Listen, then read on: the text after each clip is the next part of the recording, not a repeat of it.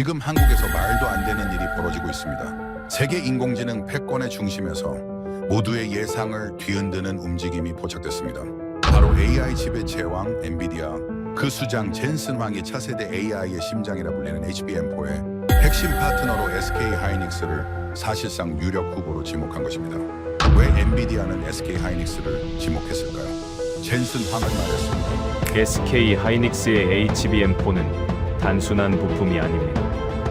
AI 모델의 속도, 정확도, 연산의 깊이까지 GPU의 한계를 무너뜨리는 절대적 존재입니다. 그리고 그 기준을 가장 안정적으로 구현하고 있는 기업으로 SK 하이닉스를 지목했습니다. 세계는 주목하고 있습니다. AI 산업의 심장을 쥔 엔비디아, 그리고 그 심장을 실제로 움직일 수 있는 기술력을 가진 SK 하이닉스. 이 역사적 조합이 AI 시대의 미래를 어떻게 바꾸게 될 것인지, 그리고 SK 하이닉스의 HBM4 기술과 엔비디아 GPU의 미래가 어떻게 교차하는지 지금부터 그 이야기를 시작하겠습니다. 시작에 앞서 좋아요, 구독 눌러주시면 영상 제작에 큰 힘이 됩니다. 저는 마이클 로웰입니다. 올해 나이는 42입니다.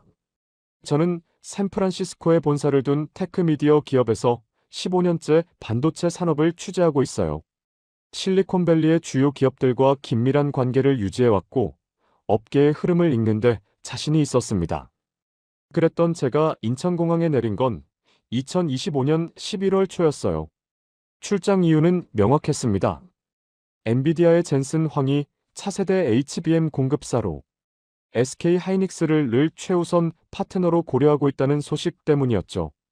업계에서는 이미 몇 달 전부터 그 소문이 돌고 있었어요. 처음엔 그저 루머로만 여겼습니다. 하지만 소식통들이 하나둘 같은 이야기를 전하기 시작했고 결국 본사에서 저를 한국으로 보낸 거였어요. 솔직히 말하면 이해가 안 됐습니다. 젠슨 황만큼 냉철한 사업가가 왜 SK 하이닉스를 선택하려는 건지 납득이 안 됐죠. 삼성도 아니고요. 물론 SK 하이닉스가 메모리 분야에서 나름 위치를 잡고 있다는 건 알고 있었어요. 하지만 엔비디아처럼 최첨단 인공지능 칩을 만드는 회사가 차세대 기술의 핵심 파트너로 한국 기업을 선택한다는 건 쉽게 받아들이기 어려웠습니다. 제 머릿속에 있던 한국 반도체는 2000년대 초중반의 이미지였어요. 대량 생산에는 강하지만 기술 혁신에서는 항상 한 발 늦는 그런 이미지요. 디램이나 낸드 플래시 같은 범용 메모리는 잘 만들지만 정말 첨단 기술이 필요한 분야에서는 미국이나 대만 기업들을 따라잡지 못한다고 생각했습니다. 편견이었다는 걸 지금은 압니다. 하지만 그때는 몰랐어요. 인천공항에서 택시를 타고 판교로 향했습니다. 기사분은 친절했지만 저는 대화할 기분이 아니었어요. 창밖으로 펼쳐지는 서울 근교의 풍경을 보면서도 머릿속은 복잡했죠. 도대체 젠슨 황은 무엇을 보고 이 결정을 내리려는 걸까? 혹시 가격 때문일까? 아니면 정치적 이유가 있는 걸까? 여러 가지 추측이 오갔지만 어느 것도 확신이 서지 않았습니다. 판교에 도착했을 때는 오후 2시쯤이었어요. SK 하이닉스 연구동은 생각보다 외곽에 있었습니다. 주변은 조용했고 건물 자체도 화려하지 않았죠. 회색빛 외벽의 간결한 디자인이었어요. 겉보기엔 평범한 연구시설처럼 보였습니다. 저는 가방을 챙겨 들고 입구로 걸어갔어요. 로비에 들어서자마자 느낌이 달랐습니다. 일단 보안 시스템이 상상 이상으로 엄격했어요. 방문증을 받기 위해 신분증을 제출했고 사진을 찍었으며 지문까지 등록해야 했습니다. 미국에서도 몇몇 첨단 시설을 취재해봤지만 이 정도로 철저한 곳은 드물었어요. 경비원은 정중했지만 단호했고 모든 절차가 기계처럼 정확하게 진행됐습니다. 안내를 맡은 직원이 나타났어요. 20대 후반쯤 되어 보이는 여성이었는데 영어를 유창하게 구사했습니다. 그녀는 저를 2층 회의실로 안내하기 전에 먼저 연구동 내부 규정을 설명했어요. 휴대폰은 로비 보관함에 맡겨야 하고 카메라나 녹음기 같은 장비는 일체 반입 금지였으며 허가받지 않은 구역 출입은 절대 불가능하다는 내용이었죠. 저는 고개를 끄덕였지만 속으로는 조금 비웃었습니다. 과도한 보안이라는 생각이 들었거든요. 물론 기술 유출 방지는 중요하죠. 하지만 이 정도까지 할 필요가 있나 싶었어요. 마치 자신들이 정말 대단한 비밀을 지키고 있다는 듯한 태도가 오히려 우스꽝스럽게 느껴졌습니다. 회의실로 이동하는 복도는 놀라울 정도로 깨끗했어요. 바닥은 흠집 하나 없이 반짝였고 벽면은 순백색이었으며 천장의 조명은 은은하면서도 균일했습니다. 복도를 지나가는 연구원들은 모두 똑같은 청정복을 입고 있었어요. 그들의 걸음걸이는 빨랐지만 소란스럽지 않았습니다. 모두가 자기 할 일에 집중하고 있다는 느낌이었죠. 회의실에 도착해서 기다리는 동안 창밖을 내다봤습니다. 연구동 뒤편으로 보이는 건물들이 눈에 들어왔어요. 전부 비슷한 디자인의 시설들이었는데 규모가 상당했습니다. 저는 그제야 이곳이 단순한 연구동이 아니라 거대한 기술단지의 일부라는 걸 깨달았어요. 하지만 여전히 확신은 서지 않았습니다. 규모가 크다고 해서 기술력이 보장되는 건 아니니까요. 잠시 후 연구 책임자가 들어왔습니다. 50대 초반으로 보이는 남성이었는데 인상은 온화했지만 눈빛은 날카로웠어요. 그는 저와 악수를 나누며 간단히 자기소개를 했습니다. 25년간 메모리 반도체 연구에 몸담아왔고 최근 3년간은 차세대 HBM 개발을 총괄하고 있다고 했죠. 대화는 예의 바르게 시작됐습니다. 저는 몇 가지 기본적인 질문을 던졌어요. HBM4 개발 일정은 어떻게 되는지, 양산 계획은 언제쯤 확정되는지, 엔비디아와의 협력 관계는 어느 단계까지 진행됐는지 물었습니다. 그는 조심스럽게 답변했어요. 구체적인 수치나 일정은 공개할 수 없다면서도 기술 개발 자체는 계획대로 진행되고 있다고 말했죠. 저는 솔직히 반신반의했습니다. 모든 기업이 똑같은 말을 하거든요. 계획대로 진행 중이라는 말만큼 믿을 수 없는 게 또 없죠. 특히 기술 개발 분야에서는 더더욱 그렇습니다. 계획과 현실 사이의 간극은 언제나 크기 마련이니까요.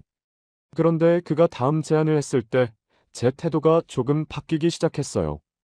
연구 책임자는 저에게 클린룸 구역을 직접 보여주겠다고 했습니다. 물론 촬영이나 기록은 불가능하지만 눈으로 직접 확인할 수는 있다고 했죠. 저는 놀랐어요. 보통 이런 시설은 외부인 출입을 철저히 통제하거든요. 그런데 기자인 저에게 클린룸을 보여주겠다니 예상 밖이었습니다. 하지만 동시에 의심도 들었어요. 혹시 보여주기식 투어는 아닐까? 실제 연구 현장이 아니라 그럴듯하게 꾸며놓은 전시용 공간을 보여주는 건 아닐까? 그런 생각이 머릿속을 스쳤지만 거절할 이유는 없었습니다. 저는 고개를 끄덕이며 따라 나섰어요. 클린룸에 들어가기 위해서는 별도의 준비 과정을 거쳐야 했습니다. 우선 전용 탈의실에서 옷을 갈아입어야 했어요. 연구 책임자가 안내한 곳은 에어샤워 시스템이 갖춰진 전실이었는데 그곳에서 청정복으로 환복했습니다. 머리부터 발끝까지 완전히 덮는 형태였어요. 마스크와 장갑까지 착용하고 나니 거울 속 제 모습이 낯설었습니다. 에어샤워를 거쳐 클린룸 입구에 섰을 때 처음으로 긴장감이 밀려왔어요. 문이 열리는 순간 차가운 공기가 얼굴을 스쳤고 희미한 기계음이 들려왔습니다. 저는 천천히 안으로 들어갔어요. 그 순간을 지금도 선명하게 기억합니다. 클린룸 내부는 제가 상상했던 것과 완전히 달랐어요. 우선 규모부터 압도적이었습니다. 천장은 높았고 공간은 끝이 보이지 않을 만큼 넓었어요. 사방에 정밀 장비들이 배치되어 있었고 각 장비마다 연구원들이 붙어서 작업하고 있었습니다. 조명은 밝았지만 눈부시지 않았어요. 은은한 백색 광이 공간 전체를 균일하게 비추고 있었고 그 빛 아래서 모든 것이 비현실적으로 깨끗해 보였습니다. 바닥은 거울처럼 반사됐고 장비들은 티끌 하나 없이 매끈했어요. 공기 자체도 달랐습니다. 숨을 쉴 때마다 정화된 공기가 폐 속으로 들어오는 게 느껴졌죠. 연구 책임자가 저를 한 장비 앞으로 안내했습니다. 그곳에서는 웨이퍼 위에 극미세 회로를 적층하는 작업이 진행되고 있었어요. 그 장비는 자동으로 움직였고 연구원은 모니터를 통해 공정을 실시간으로 확인하고 있었습니다. 화면에는 나노미터 단위의 수치들이 빠르게 변화하고 있었어요. 저는 그 광경을 보면서 할 말을 잃었습니다. 이건 단순한 생산 라인이 아니었어요. 살아 숨쉬는 연구 현장이었습니다.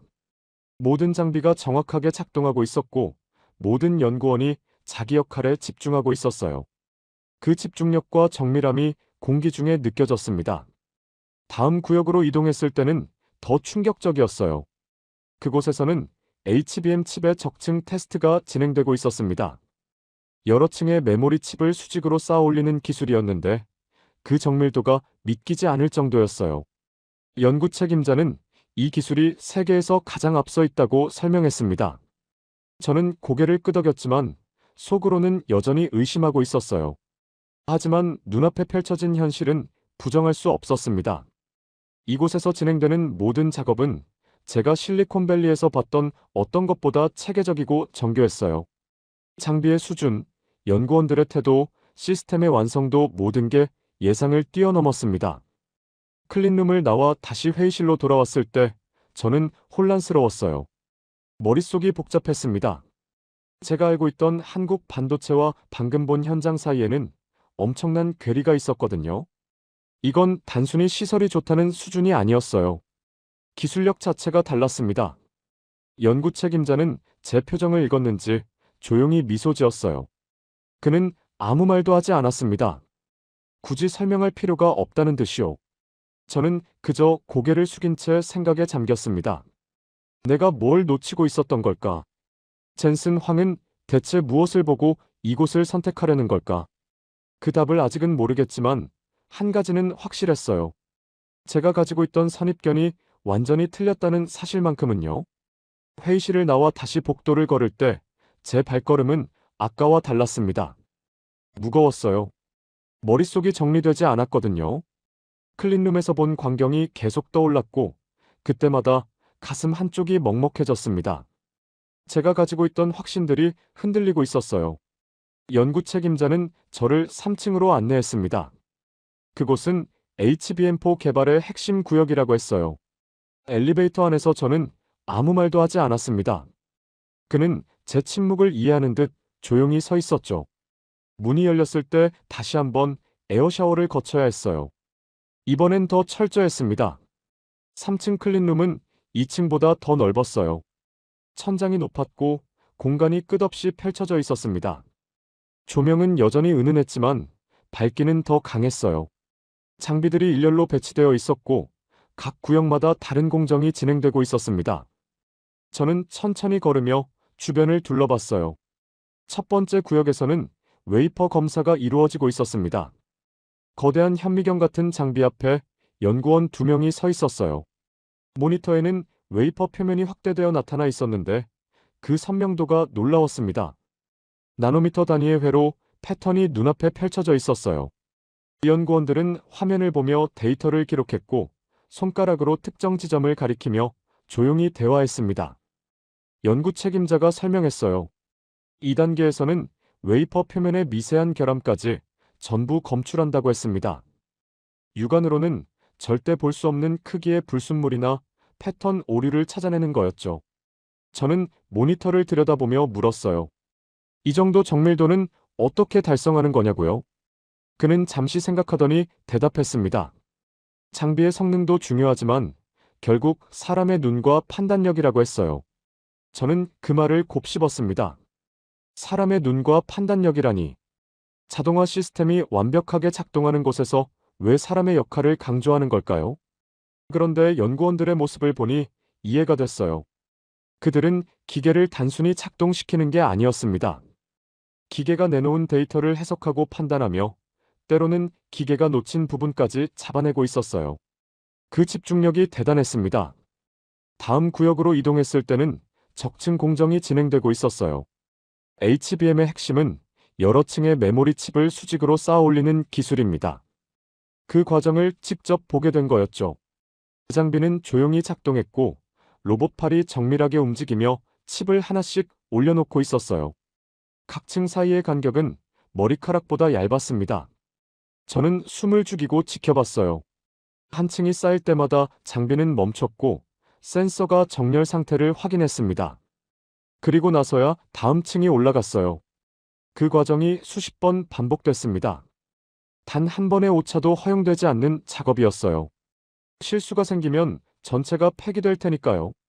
연구 책임자는 이 공정의 수율이 90%를 넘는다고 말했습니다. 저는 놀라서 되물었어요. 90%요? 그는 고개를 끄덕였습니다. 처음엔 50%도 안 됐지만 3년간 개선을 거듭한 결과라고 했어요. 연구원들이 밤낮 없이 데이터를 분석하고 공정을 조정했다고 했습니다. 저는 그 말을 듣고 할 말을 잃었어요. 90% 수율은 업계에서도 최상위권입니다. 특히 이렇게 복잡한 적층 구조에서 그 수준을 달성했다는 건 기술력이 아니라 거의 예술에 가까웠어요. 이건 단순히 좋은 장비를 들여놓는다고 되는 게 아니었습니다. 끝없는 시행착오와 개선이 필요한 작업이었죠. 세 번째 구역에서는 테스트가 진행되고 있었습니다. 완성된 HBM 칩의 성능을 검증하는 단계였어요. 여러 대의 장비가 동시에 작동하고 있었고, 각 장비마다 연구원이 붙어서 결과를 확인했습니다. 화면에는 끊임없이 숫자들이 흘러갔어요. 대역폭, 전력 소비량, 발열 수준 같은 수치들이었습니다. 한 연구원이 화면을 보다가 미간을 찌푸렸어요. 뭔가 이상한 값을 발견한 모양이었습니다. 그는 옆 동료를 불렀고 둘이서 데이터를 분석하기 시작했어요. 저는 그 모습을 가만히 지켜봤습니다. 그들은 서두르지 않았어요. 천천히 꼼꼼하게 수치를 확인했고 원인을 추적했습니다. 10분쯤 지나자 문제를 찾아냈어요. 칩 자체의 결함이 아니라 테스트 장비의 설정 오류였습니다. 연구 책임자가 제게 말했어요.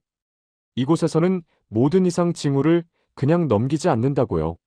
아무리 사소해 보여도 반드시 원인을 규명한다고 했습니다. 그래야 진짜 문제와 거짓 신호를 구분할 수 있다고요. 저는 고개를 끄덕였지만 속으로는 감탄하고 있었어요. 이런 태도가 바로 높은 수율의 비결이구나 싶었습니다. 복도로 나와 잠시 쉬는 시간을 가졌어요. 연구 책임자는 제게 물 한 잔을 건넸습니다. 저는 받아 마시며 창밖을 내다봤어요.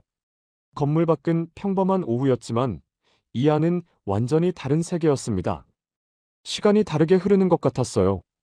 연구 책임자가 물었습니다. 어떻게 보이냐고요? 저는 솔직하게 대답했어요. 예상보다 훨씬 인상적이라고 했습니다. 그는 미소 지었지만 겸손하게 말했어요. 아직 갈 길이 멀다고요. HBM4는 이제 시작 단계일 뿐이고 앞으로 해결해야 할 과제가 산더미라고 했습니다. 저는 그 말에서 또 한 번 놀랐어요. 이 정도 수준에 도달해 놓고도 만족하지 않는다니. 저는 조심스럽게 물었습니다. 엔비디아와의 협력은 어느 정도 진행됐느냐고요. 그는 잠시 망설이더니 대답했어요. 구체적인 내용은 말할 수 없지만 엔비디아 측에서 이곳 기술에 높은 관심을 보이고 있다고 했습니다. 저는 그제야 이해했어요. 젠슨 황이 SK 하이닉스를 선택하려는 이유를요? 이곳의 기술은 단순히 좋은 수준이 아니었습니다. 세계 최고 수준이었어요. 그리고 더 중요한 건 여기 사람들의 태도였습니다. 완벽을 추구하는 집요함, 문제를 끝까지 파고드는 끈기, 결과에 만족하지 않고 계속 개선하려는 의지. 그런 것들이 기술을 더 단단하게 만들고 있었어요. 오후 4시쯤 연구 책임자는 저를 마지막 구역으로 안내했습니다. 그곳은 패키징 라인이었어요. 완성된 칩을 최종 형태로 조립하는 곳이었습니다. 이곳 역시 자동화 시스템이 완벽하게 작동하고 있었어요. 로봇들이 정확한 동작으로 칩을 다루고 있었고 검사 장비가 실시간으로 품질을 확인했습니다. 한쪽 구석에서는 수작업이 이루어지고 있었어요. 자동화 라인에서 걸러진 몇몇 제품을 사람이 직접 검사하는 거였습니다. 연구원은 확대경을 들고 칩 표면을 들여다봤어요. 몇 초 동안 집중하더니 작은 표시를 남기고 다음 제품으로 넘어갔습니다. 그 동작이 빠르면서도 정확했어요. 저는 그 모습을 보며 생각했습니다. 자동화가 아무리 발전해도 결국 사람의 손길이 필요하구나. 기계는 기준에 따라 판단하지만 사람은 기준 너머를 볼 수 있으니까요. 미세한 차이를 감지하고 예외 상황을 판단하며 최종 결정을 내리는 건 결국 사람의 몫이었습니다. 투어가 끝나고 다시 회의실로 돌아왔을 때는 오후 5시가 넘어 있었어요. 저는 지쳐 있었지만 동시에 머릿속은 복잡했습니다. 오늘 본 것들을 어떻게 정리해야 할지 막막했어요. 제가 가져온 선입견은 완전히 무너졌고 그 자리에 새로운 인식이 들어서고 있었습니다. 연구 책임자가 마지막으로 한 가지를 보여주겠다고 했어요. 그는 노트북을 열어 화면을 제게 돌렸습니다. 거기에는 HBM4의 성능 시뮬레이션 결과가 나와 있었어요. 대역폭, 전력 효율, 발열 관리 모든 항목에서 기존 제품을 압도하는 수치였습니다. 저는 화면을 보며 속으로 인정했어요. 이건 진짜구나. 과장이나 허풍이 아니라 실제로 구현 가능한 기술이구나. 그리고 이 기술이 양산 단계에 들어가면 인공지능 칩 시장의 판도가 바뀔 거라는 걸 직감했습니다. 연구 책임자는 조용히 말했어요. 이 기술을 완성하기까지 수많은 실패가 있었다고요. 처음 프로젝트를 시작했을 때 아무도 성공을 장담하지 못했다고 했습니다. 하지만 포기하지 않았다고요. 실패할 때마다 원인을 분석하고 개선하고 다시 시도했다고 했어요. 그 과정이 3년 넘게 이어졌다고 했습니다. 저는 그 말을 듣고 가슴이 먹먹해졌어요. 이건 단순히 기술의 문제가 아니었습니다. 사람들의 의지와 노력이 만들어낸 결과였어요. 실패를 두려워하지 않고 끝까지 밀고 나간 사람들이 있었기에 가능한 일이었습니다. 건물을 나서며 저는 하늘을 올려다봤어요. 해가 지고 있었습니다. 오렌지빛 노을이 판교의 건물들을 물들이고 있었어요. 저는 깊게 숨을 들이쉬었습니다. 오늘 하루가 제 인식을 완전히 바꿔놓았어요. 택시를 타고 호텔로 돌아가는 길에 저는 창밖을 보며 생각에 잠겼습니다. 젠슨 황의 선택이 이제는 이해됐어요. 그는 단순히 좋은 기술을 찾은 게 아니었습니다. 신뢰할 수 있는 파트너를 찾은 거였어요. 기술력뿐 아니라 완벽을 추구하는 태도, 문제를 끝까지 해결하려는 의지, 그런 것들을 본 거였죠. 하지만 여전히 의문은 남아 있었습니다. 이곳 사람들은 대체 어떤 생각으로 일하는 걸까요? 무엇이 그들을 이렇게 만든 걸까요? 기술은 봤지만 사람은 아직 제대로 보지 못한 것 같았어요. 그들의 내면에는 뭔가 더 깊은 것이 있을 것 같았습니다. 호텔방에 들어와 침대에 앉았을 때 저는 노트북을 열었어요. 오늘 본 것들을 기록하려 했지만 손이 움직이지 않았습니다. 어떻게 써야 할지 막막했어요. 이 경험을 단순한 기사로 만들기엔 뭔가 부족한 것 같았습니다. 창밖을 내다보니 서울의 야경이 펼쳐져 있었어요. 수많은 불빛이 반짝이고 있었습니다. 저는 그 불빛들을 보며 생각했어요. 저 안에도 오늘 제가 본 것 같은 사람들이 있겠구나. 묵묵히 자기 일에 집중하며 무언가를 만들어가는 사람들이요. 저는 노트북을 덮고 침대에 누웠습니다. 내일은 또 무엇을 보게 될까요? 이곳에서 제가 아직 발견하지 못한 것이 더 있을 것 같았어요. 그 생각이 제 마음 한쪽을 채웠습니다. 다음 날 아침 일찍 다시 판교로 향했습니다. 어제와 같은 길이었지만 느낌은 달랐어요. 창밖 풍경이 새롭게 보였습니다. 지나가는 건물들, 출근하는 사람들, 모든 게 어제와는 다른 의미로 다가왔어요. 연구동에 도착했을 때는 아침 8시 반이었습니다. 로비는 이미 분주했어요. 청정복을 입은 연구원들이 출입구를 드나들고 있었고 보안 시스템 앞에는 줄이 서 있었습니다. 저는 어제와 같은 절차를 거쳐 방문증을 받았어요. 오늘은 품질관리부서를 방문하기로 했습니다. 연구 책임자가 어제 약속했던 일정이었어요. 그는 로비에서 저를 기다리고 있었고 간단히 인사를 나눈 뒤 4층으로 올라갔습니다. 4층은 분위기가 달랐어요. 다른 층보다 조용했고 긴장감이 감돌았습니다. 복도를 걸으며 연구 책임자가 설명했어요. 이곳은 최종 검증이 이루어지는 곳이라고 했습니다. 모든 공정을 거친 제품이 마지막으로 통과해야 하는 관문이라고 했죠. 검증실에 들어갔을 때 가장 먼저 느껴진 건 정적이었습니다. 여러 대의 장비가 작동하고 있었지만 소음은 거의 없었어요. 연구원들은 각자 자리에서 화면을 들여다보고 있었고 손가락만이 조용히 키보드 위를 움직였습니다. 한 연구원이 제품 하나를 집어들었어요. 작은 칩이었는데 빛을 받아 은은하게 반짝였습니다. 그는 칩을 확대경 아래 놓고 천천히 표면을 살폈어요. 몇 초간 집중하더니 고개를 끄덕이고 다음 단계로 넘겼습니다. 그 동작이 기계처럼 정확했지만 동시에 사람만이 할 수 있는 섬세함이 있었어요. 옆자리 연구원은 다른 방식으로 검사하고 있었습니다. 장비에 칩을 장착하고 전기 신호를 보내며 반응을 확인했어요. 모니터에는 파형이 나타났고 그는 파형의 미세한 변화까지 추적했습니다. 기준치를 조금이라도 벗어나면 즉시 표시를 남겼어요.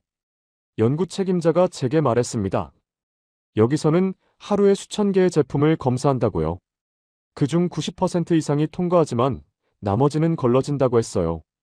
불량품은 즉시 분석실로 보내져서 원인을 규명한다고 했습니다. 저는 물었어요. 불량률이 10% 미만인데도 전수검사를 하느냐고요. 그는 당연하다는 듯 대답했습니다. 단 한 개의 불량품이라도 고객에게 전달되면 신뢰가 무너진다고 했어요. 그래서 모든 제품을 검사한다고 했습니다. 저는 그 말을 듣고 잠시 생각에 잠겼어요. 효율만 따지면 샘플 검사로도 충분합니다. 하지만 이곳은 그렇게 하지 않았어요. 완벽을 추구하는 게 아니라 완벽을 기본으로 삼고 있었습니다. 그 차이가 크게 느껴졌어요. 분석실로 이동했을 때는 오전 10시쯤이었습니다. 그곳에서는 불량품의 원인을 찾는 작업이 진행되고 있었어요. 한 연구원이 현미경 앞에 앉아 칩을 들여다보고 있었습니다. 화면에는 극도로 확대된 회로 패턴이 나타나 있었어요. 그는 특정 지점을 가리키며 동료에게 뭔가를 설명했습니다. 두 사람은 조용히 대화를 나눴고 데이터를 비교했어요. 몇 분 뒤 원인을 찾아낸 모양이었습니다. 그들은 결과를 기록하고 보고서를 작성하기 시작했어요. 연구 책임자가 설명했습니다. 불량이 발생하면 반드시 근본 원인을 찾는다고요. 장비 문제인지, 공정 문제인지, 재료 문제인지 명확히 구분한다고 했어요. 그래야 같은 문제가 반복되지 않는다고 했습니다. 저는 보고서를 보여달라고 했어요. 연구 책임자는 잠시 망설이다가 한 권을 보여줬습니다. 보고서는 놀라울 정도로 상세했어요. 불량 발생 시각, 해당 공정 단계, 장비 번호, 작업자 이름, 환경 조건까지 모든 게 기록되어 있었습니다. 그리고 원인 분석과 재발 방지 대책까지 적혀 있었어요. 저는 감탄했습니다. 이건 단순한 품질 관리가 아니었어요. 시스템 전체를 끊임없이 개선하려는 노력이었습니다. 한 건의 불량도 그냥 넘기지 않고 배움의 기회로 삼는 거였어요. 점심시간에 연구 책임자와 구내식당에 갔습니다. 식당은 깨끗했고 메뉴도 다양했어요. 저는 간단히 식사를 했고 그는 저와 마주 앉아 이야기를 나눴습니다. 저는 조심스럽게 물었어요. 이곳 사람들은 왜 이렇게 일하느냐고요? 완벽을 추구하는 게 당연한 일인 것처럼 행동하는데 그 이유가 뭐냐고 물었습니다. 그는 잠시 생각하더니 대답했어요. 자부심 때문이라고 했습니다. 자신들이 만드는 제품이 세계 최고 수준이어야 한다는 자부심이요. 그 자부심이 타협을 허용하지 않는다고 했어요. 저는 고개를 끄덕였지만 속으로는 더 깊은 뭔가가 있을 거라고 생각했습니다. 단순히 자부심만으로는 이런 수준의 집요함이 나올 수 없었어요. 여기엔 문화적인 무언가가 있었습니다. 오후에는 생산 라인을 다시 방문했어요. 어제도 봤던 곳이지만 오늘은 다른 관점에서 보고 싶었습니다. 기술이 아니라 사람을 보고 싶었어요. 라인에서 일하는 연구원 한 명을 유심히 지켜봤습니다. 30대 초반으로 보이는 남성이었어요. 그는 모니터 앞에 앉아 데이터를 확인하고 있었습니다. 화면에는 실시간으로 공정 데이터가 흘러갔어요. 그의 눈은 화면에서 떠나지 않았습니다. 손가락은 끊임없이 움직이며 값을 확인하고 기록했어요. 이따금 이상한 값이 나타나면 즉시 멈추고 원인을 찾았습니다. 그 집중력이 대단했어요. 옆자리 연구원도 마찬가지였습니다. 그녀는 샘플을 꺼내 육안으로 검사했어요. 확대경을 사용하며 표면을 꼼꼼히 살폈고 이상이 없으면 다음 샘플로 넘어갔습니다. 그 동작이 수십 번 반복됐지만 태도는 처음과 똑같았어요. 저는 깨달았습니다. 이 사람들은 단순히 일을 하는 게 아니었어요. 자기 역할에 대한 책임감을 가지고 있었습니다. 자신이 놓친 불량품이 다음 단계로 넘어가는 걸 용납하지 않았어요. 그게 시스템보다 강력한 품질 보증이었습니다. 오후 3시쯤 연구 책임자가 저를 회의실로 안내했어요. 그곳에서 개발팀장을 만났습니다. 50대 중반의 남성이었는데 표정은 부드러웠지만 눈빛은 예리했어요. 그는 제게 프로젝트 초기 이야기를 들려줬습니다. HBM4 개발을 시작했을 때 회의적인 시각이 많았다고 해요. 기술적으로 너무 어렵고 상용화까지 시간이 오래 걸릴 거라는 의견이었죠. 하지만 팀은 포기하지 않았다고 했습니다. 첫 시제품은 실패했다고 해요. 수율이 20%도 안 됐고 성능도 목표에 미치지 못했습니다. 하지만 팀은 원인을 분석했어요. 공정을 하나하나 뜯어보고 문제를 찾아냈으며 개선안을 만들었습니다. 두 번째 시도도 실패했다고 합니다. 수율은 조금 올랐지만 여전히 부족했어요. 팀원들은 지쳤지만 멈추지 않았다고 했습니다. 밤낮 없이 데이터를 분석하고 실험을 반복했으며 조금씩 앞으로 나아갔어요. 세 번째 시도에서 돌파구가 생겼다고 합니다. 수율이 50%를 넘었고 성능도 목표에 근접했어요. 그때부터 팀은 확신을 가졌다고 했습니다. 이 기술은 가능하다는 확신이요. 개발팀장은 조용히 말했어요. 기술은 결국 사람이 만드는 거라고요. 아무리 좋은 장비가 있어도 포기하지 않는 사람이 없으면 아무것도 이룰 수 없다고 했습니다. 저는 그 말을 듣고 가슴이 먹먹해졌어요. 이제야 이해했습니다. 젠슨 황이 본 건 기술만이 아니었어요. 기술 뒤에 있는 사람들이었습니다. 실패해도 다시 일어서는 사람들, 완벽을 추구하는 사람들, 책임감을 가지고 일하는 사람들. 그들이야말로 진짜 자산이었어요. 건물을 나서며 저는 뒤를 돌아봤습니다. 회색빛 건물은 여전히 평범해 보였어요. 하지만 이제는 알았습니다. 저 안에서 무슨 일이 벌어지고 있는지를요. 수많은 사람들이 자기 자리에서 묵묵히 최선을 다하고 있었어요. 택시를 타고 호텔로 돌아가는 길에 저는 창밖을 내다봤습니다. 서울의 거리는 붐볐고 사람들은 바쁘게 움직였어요. 저는 문득 생각했습니다. 저 사람들 중에도 오늘 제가 본 것 같은 태도로 일하는 사람들이 있겠구나. 호텔 방에 들어와 노트북을 열었어요. 이번엔 손이 움직였습니다. 오늘 본 것들, 느낀 것들을 기록하기 시작했어요. 기술에 대한 이야기가 아니었습니다. 사람에 대한 이야기였어요. 저는 썼습니다. SK 하이닉스의 진짜 강점은 기술이 아니라 사람이라고요. 완벽을 추구하는 태도, 책임감, 포기하지 않는 근성. 그런 것들이 이 회사를 움직이고 있다고 썼어요. 그리고 깨달았습니다. 젠슨 황이 선택한 건 단순히 공급사가 아니었어요. 파트너였습니다. 함께 미래를 만들어갈 수 있는 사람들이었어요. 신뢰할 수 있는 사람들이요. 창밖을 보니 밤이 깊어가고 있었습니다. 서울의 불빛은 여전히 반짝였어요. 저는 그 불빛을 보며 생각했습니다. 이 나라를 움직이는 건 기술이 아니라 사람이구나. 그 사람들의 정신이 이곳을 만들어 왔구나. 저는 노트북을 덮고 침대에 누웠습니다. 내일이면 한국을 떠나야 했어요. 하지만 이곳에서 본 것들은 제 안에 오래 남을 것 같았습니다. 그 생각이 제 마음을 채웠어요. 마지막 날 아침은 쌀쌀했습니다. 호텔 창문을 열자 차가운 바람이 들어왔어요. 저는 가방을 챙기며 오늘 일정을 떠올렸습니다. 오전에 마지막으로 연구동을 방문하고 오후에는 공항으로 향할 예정이었어요. 판교로 가는 길은 이제 익숙했습니다. 택시 기사분과 가벼운 대화를 나눴어요. 그는 이 근처가 요즘 많이 발전했다고 말했습니다. 10년 전만 해도 허허벌판이었는데 지금은 완전히 달라졌다고 했어요. 저는 고개를 끄덕이며 창밖을 봤습니다. 변화는 하루아침에 오지 않는다는 걸 알고 있었어요. 연구동에 도착했을 때는 아침 9시였습니다. 로비에서 연구 책임자를 만났어요. 그는 오늘 특별히 개발팀 전체 회의를 참관할 수 있다고 했습니다. 저는 감사하다고 말했고 그를 따라 회의실로 향했어요. 회의실은 넓었지만 화려하지 않았습니다. 긴 테이블과 의자들, 그리고 앞쪽에 큰 스크린이 있었어요. 연구원들이 하나둘 들어왔습니다. 모두 조용했고 표정은 진지했어요. 회의가 시작됐습니다. 개발팀장이 먼저 지난주 진행 상황을 보고했어요. 수율이 조금 더 올랐고 새로운 공정 개선안이 테스트 중이라고 했습니다. 팀원들은 조용히 듣고 있었어요. 그런데 한 연구원이 손을 들었습니다.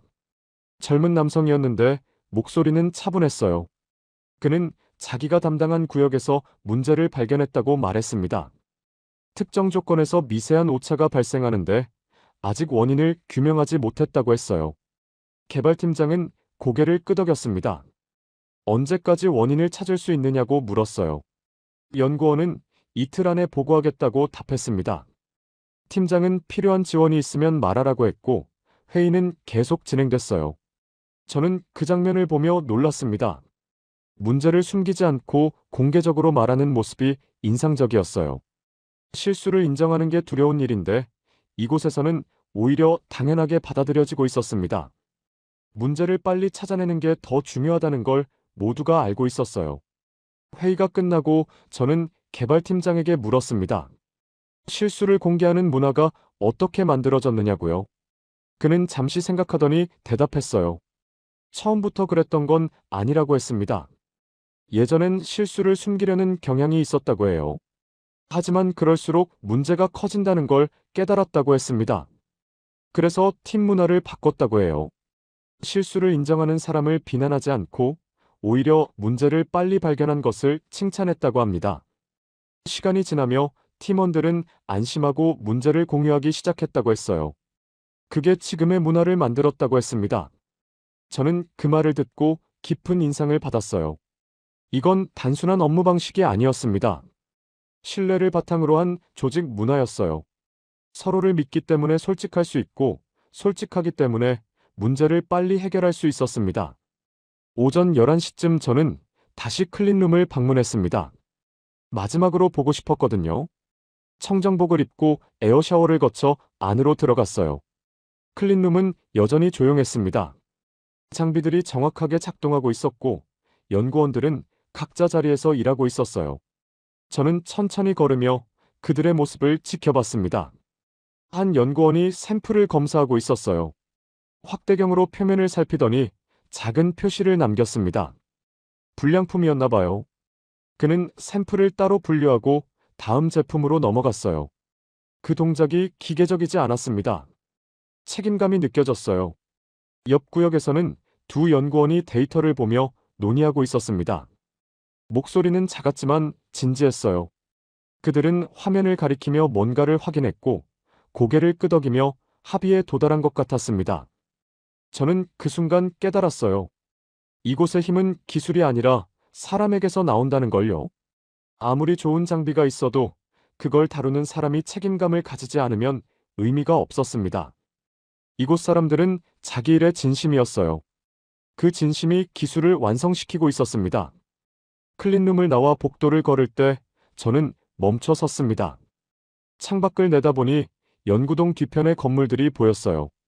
그곳에서도 수많은 사람들이 일하고 있겠죠. 각자 자기 자리에서 최선을 다하며요. 연구 책임자가 제 옆에 섰습니다.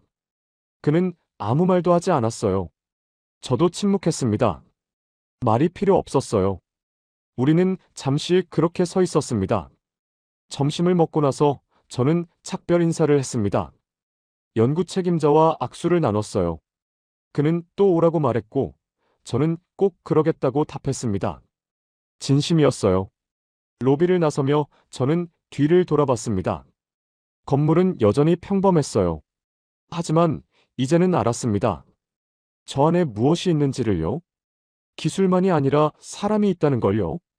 공항으로 가는 길에 저는 지난 사흘을 떠올렸습니다. 처음 이곳에 왔을 때 저는 회의적이었어요. 한국 기술을 낮게 봤고 젠슨 황의 선택을 이해하지 못했습니다. 그런데 지금은 완전히 달라졌어요. 젠슨 황이 본 건 기술이 아니었습니다. 사람이었어요.